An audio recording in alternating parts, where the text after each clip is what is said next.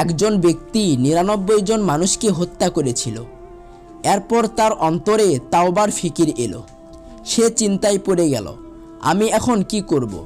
অতঃপর সে একজন খ্রিস্টান পাদ্রীর নিকট গিয়ে বলল, আমি ৯৯ জন মানুষকে হত্যা করেছি, আমার জন্য কি তাওবার কোনো পথ আছে?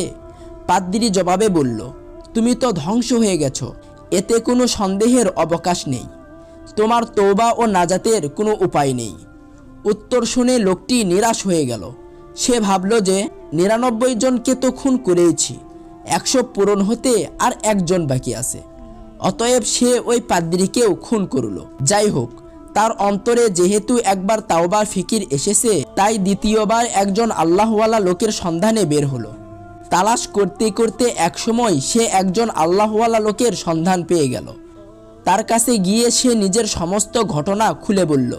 আল্লাহওয়ালা বললেন, তোমার নিরাশ হওয়ার কোনো কারণ নেই, তুমি আগে তাওবা করো, তারপর তোমার সে বস্তি ছেড়ে দিয়ে এ বস্তির দিকে চলে এসো।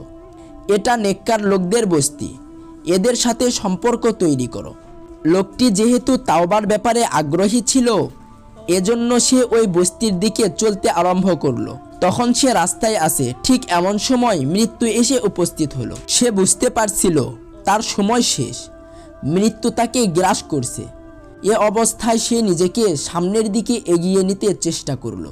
মুমূর্ষ অবস্থায়ও সে নেককারদের বস্তির নিকটবর্তী হতে লাগলো, কিন্তু মৃত্যু এসে তাকে নিথর করে দিল। অতঃপর তার রূহ নেওয়ার জন্য রহমতের ফেরেশতা এবং আযাবের ফেরেশতা উভয়ে এসে উপস্থিত হলো। তাদের মাঝে তাকে নিয়ে মতবিরোধ দেখা দিল। রহমতের ফেরেশতা বলতে লাগলো, যেহেতু এ লোকটি তাওবা করে নেককার লোকদের বস্তির দিকে যাচ্ছিল, সেহেতু তাকে আমরা নিয়ে যাব। আযাবের ফেরেশতা বলল, সে ১০০ মানুষকে খুন করেছে, এখনও তার গুনাহ মাফ হয়নি, সুতরাং তার রূহ আমরা নিয়ে যাব। শেষ পর্যন্ত আল্লাহ পাক এভাবে ফয়সালা করলেন। আল্লাহ পাক বললেন, আগে মেপে দেখো লোকটি কোন বস্তির নিকটে আছে, যে বস্তি হতে রওনা করেছিল তার নিকটে, না যে বস্তির দিকে যাচ্ছিল তার নিকটে।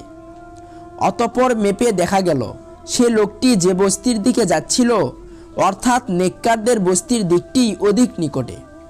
তাই তাকে রহমতের ফেরেশতারা নিয়ে গেল। আল্লাহ তাআলা লোকটির চেষ্টার বরকতে তাকে ক্ষমা করে দিয়েছেন। এই ঘটনাটি মুসলিম শরীফের 2766 নম্বর হাদিসে বর্ণিত আছে।